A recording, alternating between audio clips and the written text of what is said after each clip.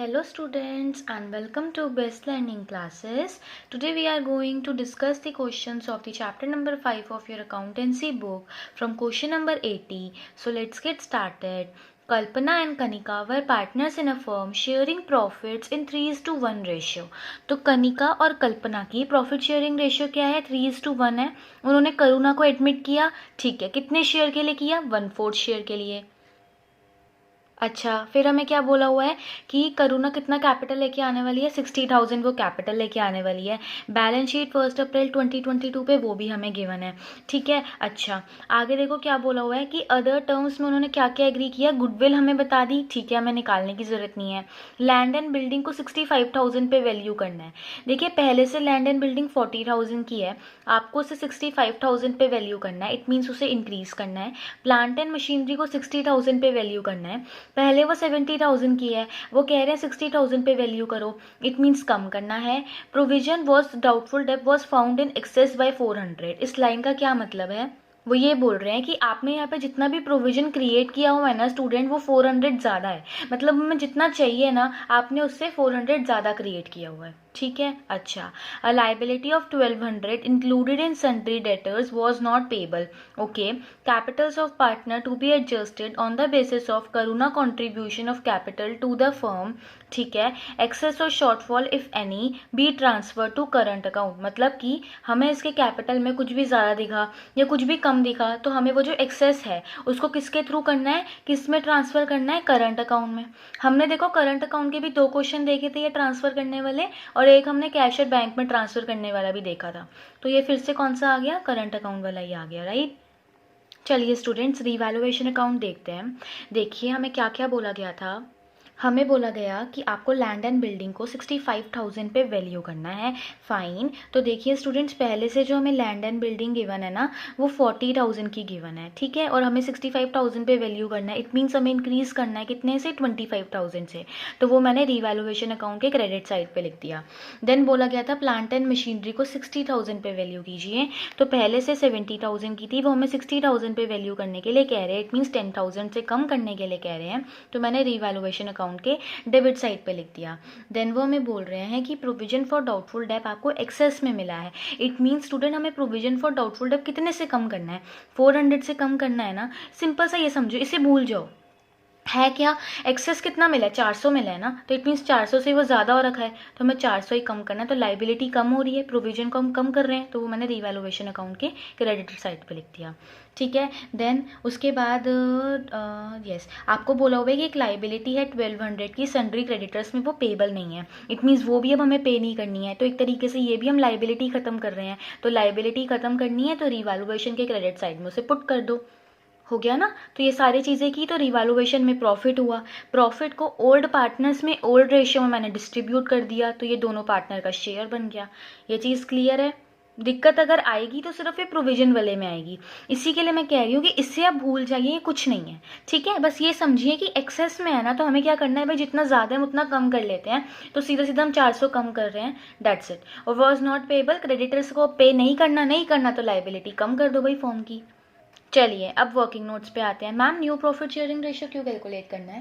भाई new profit sharing ratio calculate कर रहे हैं क्योंकि हमें जो कैपिटल्स हैं उनकी adjustment new profit sharing ratio के अकॉर्डिंगली करनी है.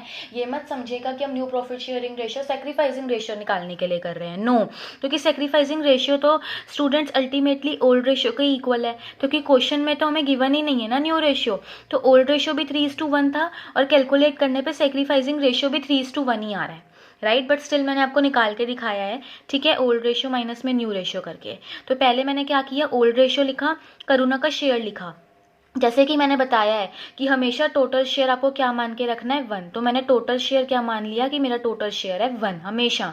और क्या है, मुझे ये पता है कि जो नया पार्टनर है उसका शेयर फिक्स्ड है, उसको इतना देना ही देना है. तो जो बच जाता है उसको हम ओल्ड पार्टनर्स में ओल्ड रेशियो में डिस्ट्रीब्यूट कर देते हैं. तो मैंने बचे हुए प्रॉफिट को ओल्ड पार्टनर में ओल्ड रेशियो में जब डिस्ट्रीब्यूट किया तो ये शेयर मेरे पास आ गया.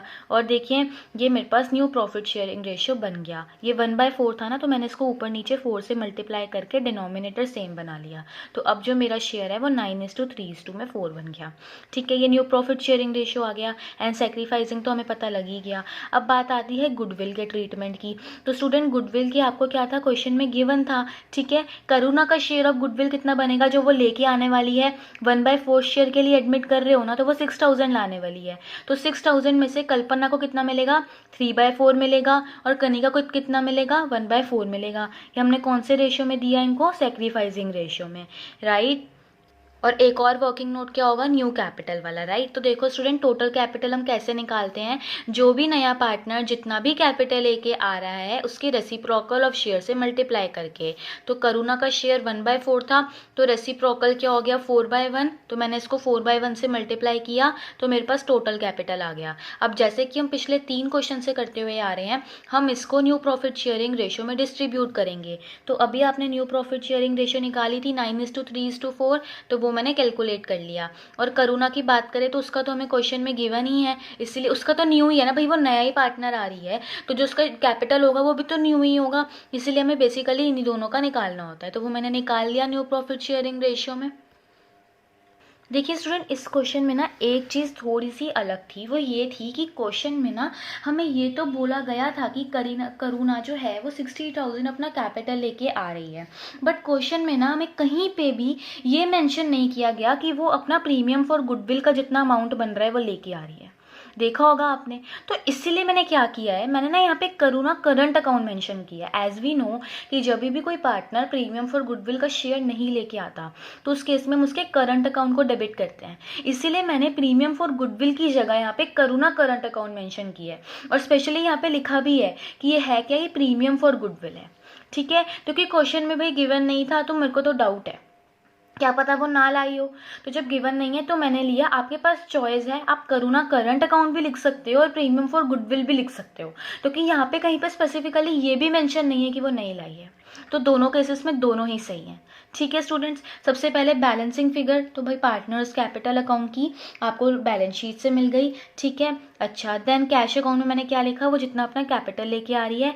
देन स्टूडेंट, हिडन एडजस्टमेंट है क्या कोई, तो हाँ, जनरल रिजर्व की है लाइबिलिटी साइड पे। जनरल रिजर्व हमेशा ओल्ड पार्टनर्स में ओल्ड रेशियो में डिस्ट्रीब्यूट होता है, और जनरल रिजर्व से पार्टनर के कैपिटल अकाउंट इंक्रीज होते हैं, इसीलिए उसे आप क्रेडिट साइड पे लिखोगे, लिख दिया आपने। देन रीवैल्यूएशन में प्रॉफिट हुआ, उससे भी पार्टनर का कैपिटल अकाउंट इंक्रीज होगा, तो वो आपने इंक्रीज कर दिया।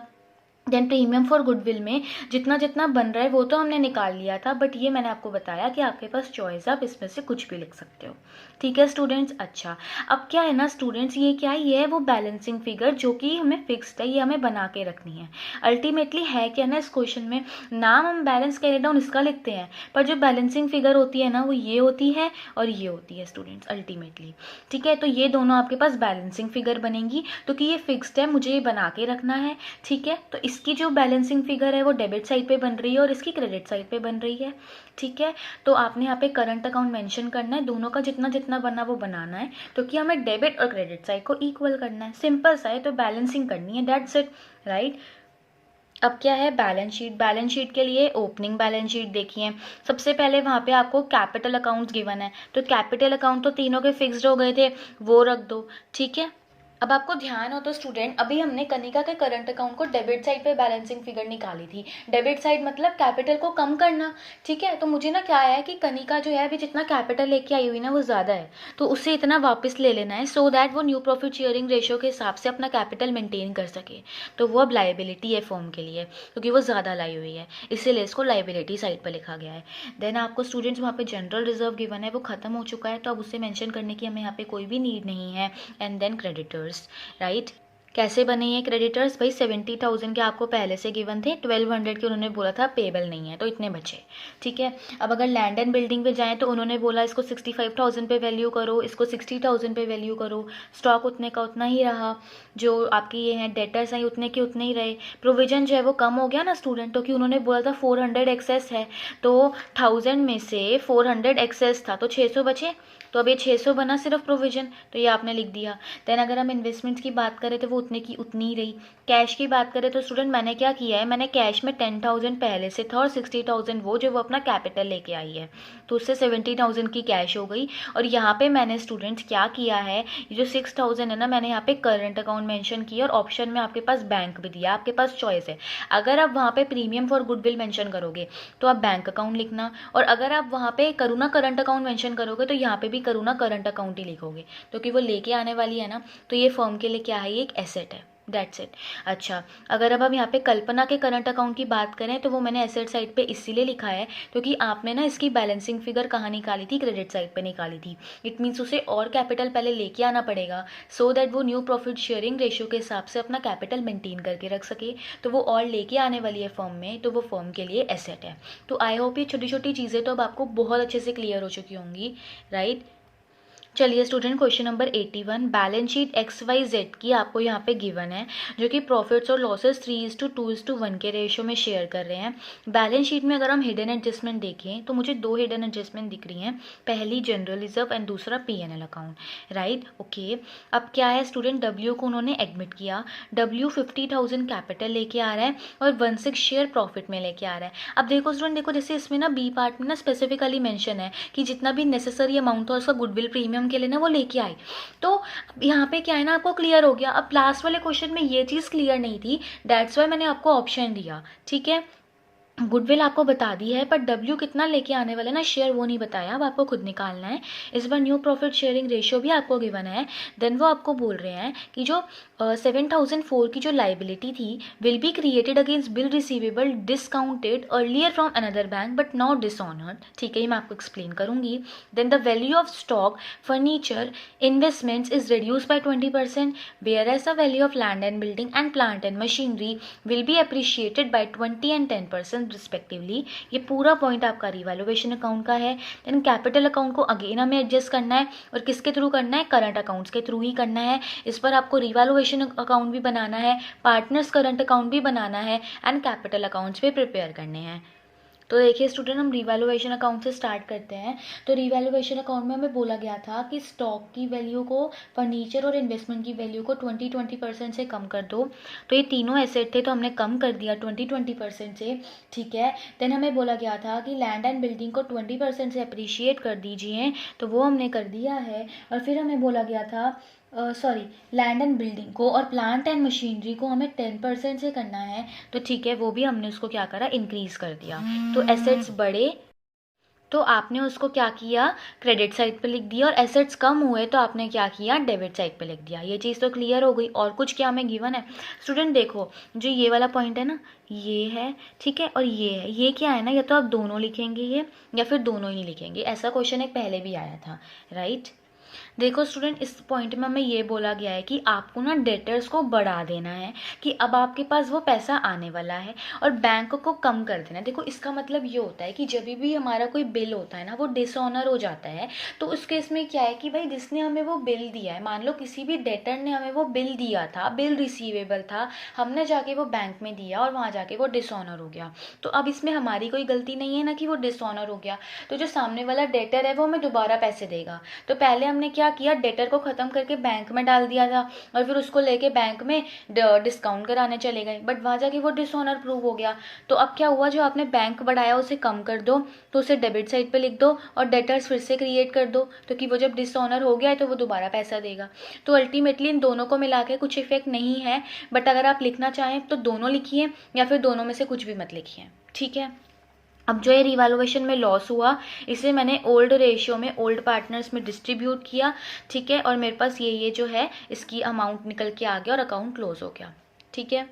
अब देखिए स्टूडेंट, टोटल कैपिटल फिर से कैसे निकलेगा, वही कि जितना वो कैपिटल लेके आ रहा है उसके रेसिप्रोकल ऑफ शेयर से आप मल्टीप्लाई करेंगे, तो उसको आप कितने शेयर के लिए एडमिट कर रहे हैं स्टूडेंट, 1/6 शेयर के लिए कर रहे हैं, तो रेसिप्रोकल 6/1 हो गया, तो टोटल कैपिटल ये हो गया। अब हर एक का निकाल लो उनके न्यू प्रॉफिट शेयरिंग रेशियो के हिसाब से, और इस बार तो न्यू प्रॉफिट शेयरिंग रेशियो भी हमें क्वेश्चन में गिवन है, राइट। तो इसके हिसाब से हर एक पार्टनर का निकाल लीजिए। तो स्टूडेंट्स मैंने आपको यहाँ पे ये भी निकाल के दिखाया है दोनों के दोनों पार्टनर्स का, ठीक है, न्यू प्रॉफिट शेयरिंग रेशियो के हिसाब से। देन हमें सेक्रीफाइसिंग रेशियो कैलकुलेट करनी है। रीज़न ये है कि हमें जो भी गुडविल का ट्रीटमेंट करना होता है वो सेक्रीफाइसिंग रेशियो में करना होता है। और इस बार हम ओल्ड रेशियो को सेक्रीफाइसिंग रेशियो के इक्वल इसीलिए नहीं मान सकते क्योंकि क्वेश्चन में हमें न्यू रेशियो भी गिवन था। तो ओल्ड रेशियो था, न्यू रेशियो था, ओल्ड रेशियो में से न्यू रेशियो लेस करके मेरे पास सेक्रीफाइसिंग रेशियो आया जिसमें वाई और जेड का निल बन गया। इट मीन्स ये दोनों पार्टनर्स ना ही सेक्रीफाइस कर रहे हैं और ना ही गेन कर रहे हैं, ठीक है स्टूडेंट्स, जो कि आप यहाँ से भी देख सकते हो। पहले भी इन दोनों का 2:1 था और अब भी 2:1 ही रहा है। तो एक्चुअली में इसी का कम हुआ है और इसका जो कम हुआ है वो उसको मिल गया है ना। तो वो यहाँ से भी दिख रहा है, ठीक है। उसके बाद अब क्या था, मैंने W का शेयर इन गुडविल क्यों निकाला, क्योंकि क्वेश्चन में स्टूडेंट्स हमें ये बोला गया था कि W अपना जितना भी शेयर ऑफ गुडविल है वो लेके आ रहा है, राइट। बट हमें ये नहीं बताया गया था क्वेश्चन में कि कितना उसका शेयर था। तो वो पहले मैंने कैलकुलेट किया और अब ये पूरा का पूरा शेयर किसको मिल जाएगा, X को ही मिल जाएगा क्योंकि सिर्फ वही सेक्रीफाइस कर रहा है। तो देखिए स्टूडेंट्स, अब मैंने क्या किया, पहले मैंने ये balance brought down capital accounts का मैंने बैलेंस शीट में से ले लिया और उसे पुट करा। फिर W जितना अपना कैपिटल लेके आ रहा है मैंने उसे पुट करा। फिर मैंने क्या किया है स्टूडेंट, जो भी बैलेंसिंग फिगर थी जो कि उन्होंने हमें बोली कि आप मेंटेन करेंगे, जो कि मैंने आपको न्यू प्रॉफिट शेयरिंग रेशियो के हिसाब से कैलकुलेट करके दिखाई, वो मैंने लिख दी, ठीक है। अब ये चीज़ क्या है, फिक्स्ड है, और बैलेंसिंग फिगर क्या है, ये दोनों है, ठीक है। अब बस क्या करना है स्टूडेंट, अब आपको डेबिट और क्रेडिट साइड को मैच करना है। तो वो मैच करके ये अमाउंट आ गया और मैंने करंट अकाउंट के थ्रू किया तो कि क्वेश्चन में बोला गया था। तो ये तो 5वां क्वेश्चन है ऐसे टाइप का, तो अब तो कोई दिक्कत नहीं है, राइट। अब तो हमें आ गया अच्छे से समझ, राइट। अब इस चीज़ को पार्टनर्स करंट अकाउंट में डाल दीजिए। अब देखिए करंट अकाउंट में क्या क्या आया, पहले आपने यहाँ पे बैलेंस ब्रॉट डाउन डाला, ये कहाँ से आया, बैलेंस शीट से आया। देन जनरल रिजर्व और P&L मैंने बताया था कि हिडन एडजस्टमेंट है वो लेंगे। तो स्टूडेंट जनरल रिजर्व हो, P&L हो या फिर ऐसा कुछ भी हो, वर्कमैन कंपनसेशन रिजर्व हो, इन्वेस्टमेंट फ्लक्चुएशन रिजर्व हो, ये सारी जो चीज़ें होती हैं ये ओल्ड पार्टनर्स में ओल्ड रेशियो में डिस्ट्रीब्यूट की जाती हैं, ठीक है स्टूडेंट्स। तो वही मैंने किया। और P&L अकाउंट ना स्टूडेंट आपको कौन सी साइड पे गिवन था, लाइबिलिटी साइड पे गिवन था, ठीक है। तो इसीलिए वो क्या है, हमारा प्रॉफिट है। जब भी P&L अकाउंट एसेट साइड पे गिवन होता है तो वो लॉस होता है, ठीक है। आपने करा, देखो प्रॉफिट था इसलिए पार्टनर का कैपिटल अकाउंट बढ़ाने के लिए आपने क्रेडिट साइड पे लिखा, और जनरल रिजर्व से तो पार्टनर का कैपिटल अकाउंट बढ़ता ही है इसलिए मैंने उसे क्रेडिट साइड पे लिखा। देन प्रीमियम फॉर गुडविल का पूरा पूरा हमने X को दे दिया तो कि सिर्फ वही सेक्रीफाइस कर रहा था। देन अभी आपने वहाँ पे कैपिटल अकाउंट से क्या क्या लेके आए, 75, 50 और 75,000 वो आपने यहाँ पे पुट कर दिया। देखो वहाँ पे डेबिट साइड पे था तो यहाँ के क्रेडिट पे आ गया, राइट। तो वो आपने लिख दिया। अच्छा, इसके बाद देखिए मैंने क्या किया स्टूडेंट, मैंने यहाँ पे लिखा हुआ है वाई का करंट अकाउंट। अगर आप देखिए बैलेंस शीट में तो वो आपको एसेट साइड पे गिवन है, इसीलिए मैंने उसको क्या किया, डेबिट साइड पे मेंशन किया है। क्योंकि एसेट जो बैलेंस होता है ना वो डेबिट बैलेंस होता है, इसलिए मैंने उसको डेबिट साइड पे लिखा है, ठीक है। तो क्वेश्चन में गिवन था इसीलिए लिया है और कोई रीज़न नहीं है, ठीक है। देन रीवैल्यूएशन में लॉस हुआ है तो उससे पार्टनर कैपिटल अकाउंट कम होगा, तो कम करने के लिए मैंने उसे डेबिट साइड पे लिख दिया। सिंपली बैलेंसिंग फिगर आ गई और इस चीज़ को अब आप बैलेंस शीट में डाल देना, ठीक है। बट हमसे इस बार क्वेश्चन में बैलेंस शीट की डिमांड नहीं करी गई है students. Question number 82, A and B were partners sharing profits and losses in 3:2। Balance sheet हमें गिवन है, हिडन एडजस्टमेंट तो मुझे दिख रही है, एम्प्लॉय प्रोविडेंट फंड, इसका कोई ट्रीटमेंट होता है क्या स्टूडेंट, आज तक किया है, अभी तक तो नहीं किया, देखते हैं। देन वर्कमैन कंपनसेशन फंड, ये एक हिडन एडजस्टमेंट, कंटेंजेंसी रिजर्व, ये है हिडन एडजस्टमेंट। हिडन एडजस्टमेंट मतलब ट्रीटमेंट क्वेश्चन में अगर नहीं गिवन तो हमें खुद कर देना है, ठीक है। अच्छा, आगे क्या है कि सी को आपने एडमिट किया, वो 64,000 कैपिटल लेके आया और 15,000 शेयर ऑफ गुडविल लेके आया। देखो इस बार भी क्वेश्चन में बता दिया कि वो इतना गुडविल का शेयर लेके आ रहा है।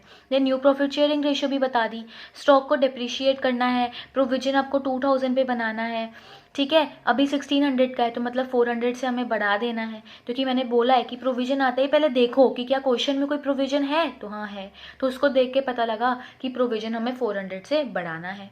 फर्नीचर को आपको 10% से डिप्रिशिएट करना है। देन हमें क्या करना है, बिल्डिंग को 1,60,000 पे वैल्यू करना है, कैपिटल को एडजस्टमेंट करना है बट इस बार कैश के थ्रू करना है, करंट अकाउंट के थ्रू नहीं करना, रिवैल्यूएशन अकाउंट बनाना है, पार्टनर्स कैपिटल अकाउंट बनाना है और बैलेंस शीट भी बनानी है।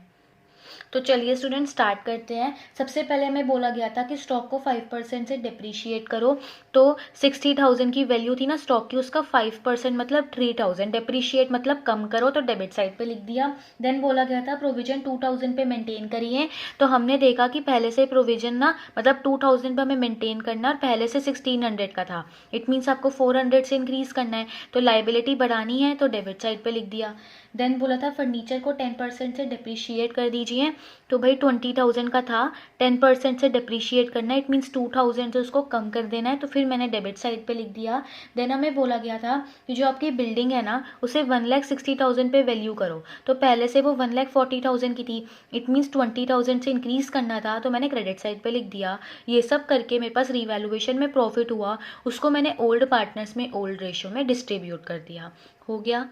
देन वर्किंग नोट्स में पहले मैंने सेक्रीफाइसिंग रेशियो निकाला, old ratio minus new ratio करके, ठीक है। ओल्ड भी गिवन था, न्यू रेशियो भी गिवन था, निकाला मैंने तो 2 इक्वल आ गया। फिर मैंने ये देखा कि टोटल कैपिटल कितना बनेगा स्टूडेंट्स, तो वो मैंने निकाला।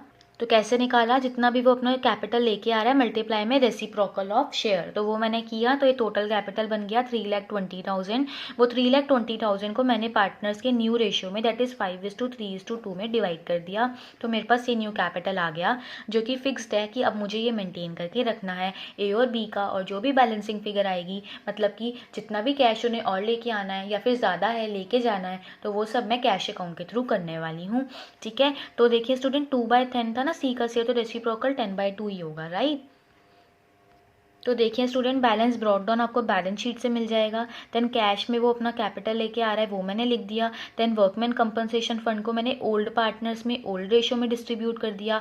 कंटेंजेंसी रिजर्व को मैंने ओल्ड पार्टनर्स में ओल्ड रेशियो में डिस्ट्रीब्यूट कर दिया। अब देखिए स्टूडेंट मैंने एम्प्लॉय प्रोविडेंट फंड नहीं लिया है, क्योंकि एम्प्लॉय प्रोविडेंट फंड का हम कभी ट्रीटमेंट करते ही नहीं है। एम्प्लॉय प्रोविडेंट फंड तो इसलिए होता है ना कि कोई भी अगर एम्प्लॉई है, अगर उसको कुछ भी हार्म हो जाता है कुछ भी काम करते हुए, तो वो हमसे क्या करते हैं, कंपनसेशन मांगते हैं। तो उसके लिए फर्म क्या करती है, साइड बाय साइड एक अमाउंट मेंटेन करके रखती है, सो दैट अगर कभी ज़्यादा अमाउंट वो मांग ले तो फर्म को एकदम से ज़्यादा लॉस ना हो जाए।